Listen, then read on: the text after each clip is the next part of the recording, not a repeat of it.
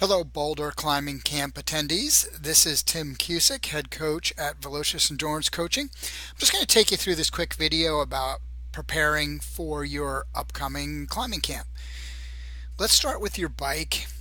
Bike prep, I know it's about 4 weeks out. This is always the best time to look at your bike and make sure everything's in good shape. I will tell you, we have it happen every camp where one or two people show up with a large problem with their bike, a bottom bracket issue, hub issues, things that take a little more time and energy to fix. I highly recommend that you review your bike now as you still have time to kind of get it fixed. If you'd like to either ship it or have it arrive, House of Spin will do a full maintenance program on your bike. Now that is an additional charge. You would pay them directly, but they do give a special discount to our campers.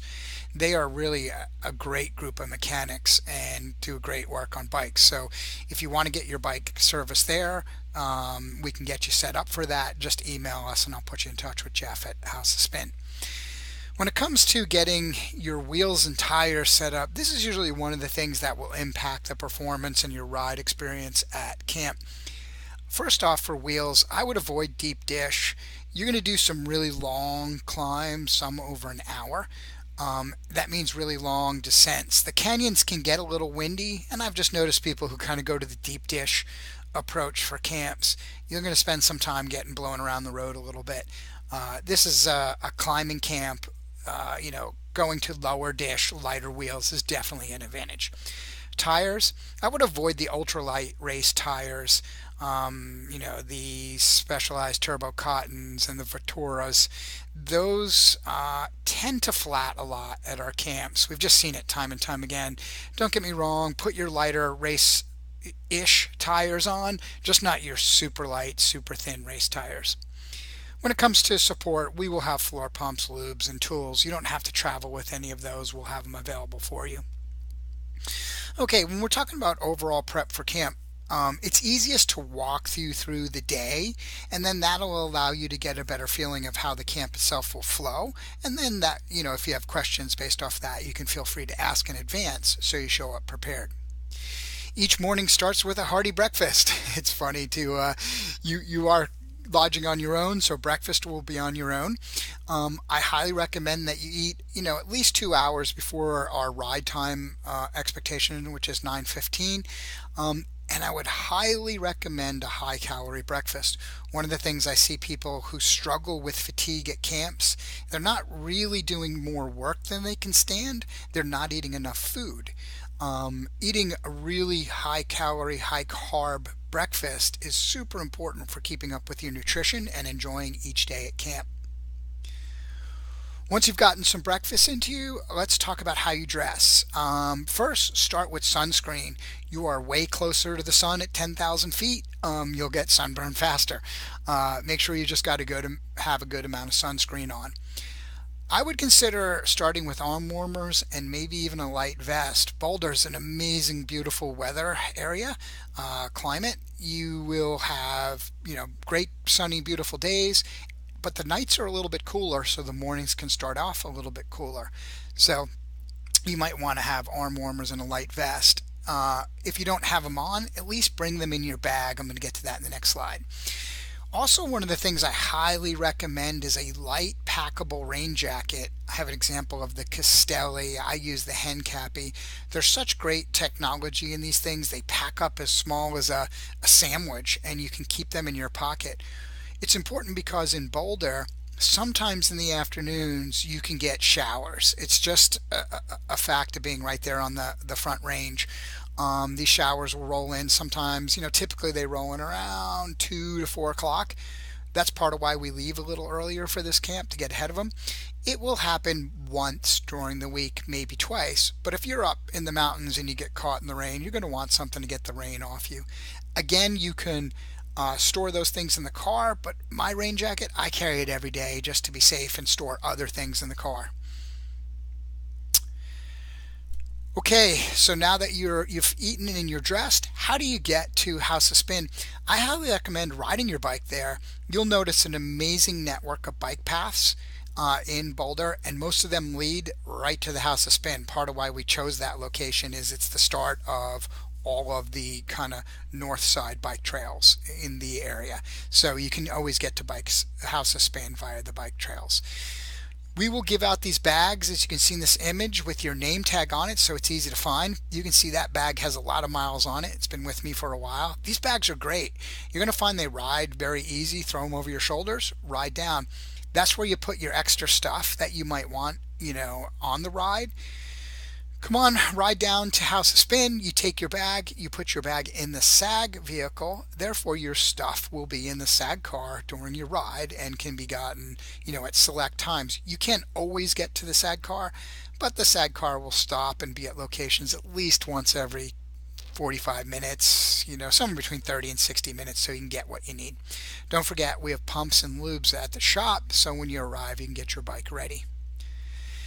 Your arrival should be somewhere between 8:45 and 9. We roll out at 9:15. We're going to gather, like I said, at the House of Spin. You could air up your tires, lube. Our coaches will be there to help you.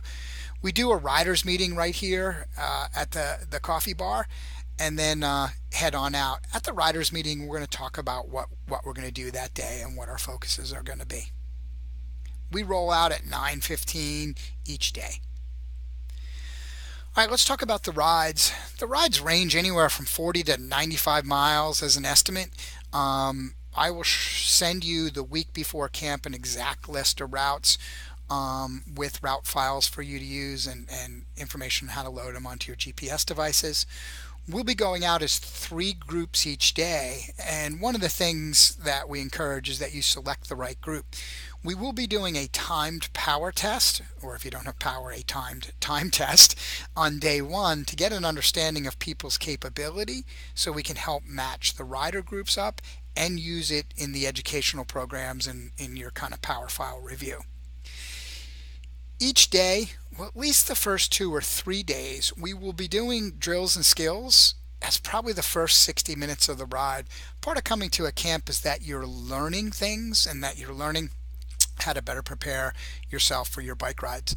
The drills and skills here are slightly more advanced because this is a more advanced class. We don't have a D category of rides, and we're going to be teaching some advanced kind of bike handling, power climbing, pedaling technique stuff that I think will really engage the group. Don't forget, in our rides we have SAG support, which has water and food. Our food sponsor is Bonk Breaker, so we'll have plenty of Bonk Breaker drink mix, bars, gels, little cubes and balls, whatever you want to call them, the little candies. We'll have plenty of those for you. If you have a ride food that you particularly like, just bring it. You can put it in your bag and you can access it when everybody else. We always have water in the support vehicle also, so nice and easy there. One of the things, though, I want you to remember as far as the ride is it's always great to think about the drills and skills and then the amazing ride and the amazing climb and the amazing descent. But when we get back to House of Spin, make sure you check in that you're back. What'll happen is 1 or 2 riders tend to want to do their own pace or do their own version of the ride. That's perfectly fine with us. You just need to check in. When you check in with our coaching staff, if you have a bike issue, tell us then so we can get it repaired overnight. Telling us the next morning, 5 minutes before we roll out, that usually makes it pretty much a challenge to get your bike fixed and get you on the ride. So the last thing you do at the end of the ride is check in with a coach. Just make sure we know you're there. And then 2, if you have any bike issues, let us know and we'll do what we can to get you fixed. Okay, after the ride, you pretty much have lunch on your own. You can go eat locally, go back to your house, grab a bite, and come back in for the education sessions. The education sessions are at Boulder Brewery, so there'll be food available. We have a private room in there. And the sessions usually end out in the deck area over a beer. But the daily sessions run approximately 3:30 to 5. We might tweak the schedule a little bit based on the ride and what time it's taking us to complete rides, but it generally runs that time frame. They are not mandatory. If you're much more interested in relaxing or spending time downtown Boulder, feel free. If you want to learn a little bit about training and climbing and riding at altitude, please feel free to come. Also, in the email that I'll send 1 week out, we'll hold the specifics. I mean, they're pretty much in the on the web page, but I'll give you some deeper specifics. We'll also be doing some one-on-ones. There's a couple of people who requested some one-on-one time with a coach. We'll be scheduling those shortly. The presentations are topical and are very interactive. You're really going to get to ask our coaching staff the questions that you might have all week long in these sessions. Once 5 o'clock comes about, you're pretty much on your own. Dinners are on your own except for the last night when we have a group dinner at Rubens, which actually this is a picture of last year's. But what we will put out is a kind of a daily gathering or some suggestions for dinner to see some of the best of Boulder. Boulder really is a foodie town, so we'll make some suggestions of where you can go. Each night you're going to get an email, and this is probably the most important part as far as organizing the camp. You'll get an email which will give you updates for the next day. So you'll start getting them the Saturday before camp since Sunday is the first day. And each email will include a summary of the next day's agenda and a link to our ride sign up sheet. Even though we power test everybody and time test you, and we're going to make recommendations for group, we understand that you might want to overreach once, a little one day, and then maybe go a little easier the next day pace wise. That's totally, up to you. We do ask again that you be realistic. But what we are hoping for is that each person, in the evening or in the afternoon signs up for the next day's ride. And the only reason, we don't care even if you change in the morning, you just change your mind, no, I want to do this. It just gives us an idea of where to allocate our coach resources. You also have the ability to do a self-guided. If you want to just do it at your own pace and your own ride, you're totally welcome to. You just have to sign up for the self-guided so we know. You will be able to click on the view route link in here and view the routes, and we will also send the .tcx and .fit files so you could load these to your Garmin or Wahoo or other devices. We really encourage you to do that so that we have a lot of our campers running the maps. This way we all know when we're turning right, we all know when we're turning left. It's just safer. In that same email, we'll put out dinner suggestions and possible recommendations. And anybody who's going out to dinner and wants to invite the group can simply reply to all and say, hey, I'm going to dinner at Taco, or I'm going to dinner at Sherpa's, whatever it might be. Okay, well, that's pretty much it. We will be emailing in 2 weeks kind of all the final information. Look forward to meeting you.